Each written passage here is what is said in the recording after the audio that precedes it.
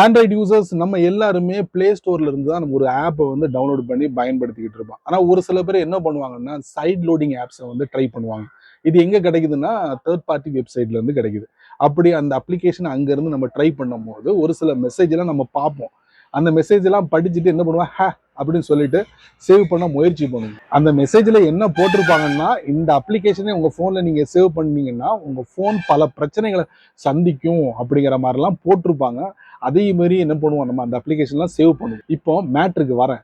Google play ப்ரொடெக்ட்ல ஒரு அற்புதமான அப்டேட்டை கொடுத்துருக்காங்க. அதை பத்தி தான் நான் உங்களுக்கு இந்த வீடியோல காட்ட போறேன், தெரிஞ்சுக்கோங்க. கூகுள் பிளே ஸ்டோரை ஓபன் பண்ணுவோம். டாப் ரைட்ல ப்ரொஃபைல் பிக்சர், அதுக்கப்புறம் பிளே ப்ரொடெக்ட், அதுக்கப்புறம் இந்த பகுதி வந்து நம்ம போன்ல எத்தனை ஆப்ஸ் இருக்கோ அதெல்லாம் ஸ்கேன் பண்ணி நமக்கு ரிசல்ட் கொடுக்கக்கூடிய ஒரு பகுதி. இப்போ டாப் ரைட்ல கியர் ஐகான், இதுல scan apps with Play Protect கண்டினியூவா நமக்கு வந்து ஸ்கேன் பண்ணி நமக்கு ரிசல்ட் கொடுத்துக்கிட்டே இருக்கும். அந்த கூகுளோட பிளே ப்ரொடெக்ட் இது டிஃபால்ட்டா ஆன்ல இருக்கும். இப்போ இதை நீங்க ஆஃப் பண்ண முயற்சி பண்றீங்க. சென்டர்ல ஒரு பாக்ஸ் பார்க்கலாம். இதுல டர்ன் ஆஃப் அப்படிங்கிற பட்டனை தான் நீங்க பாக்குறீங்க.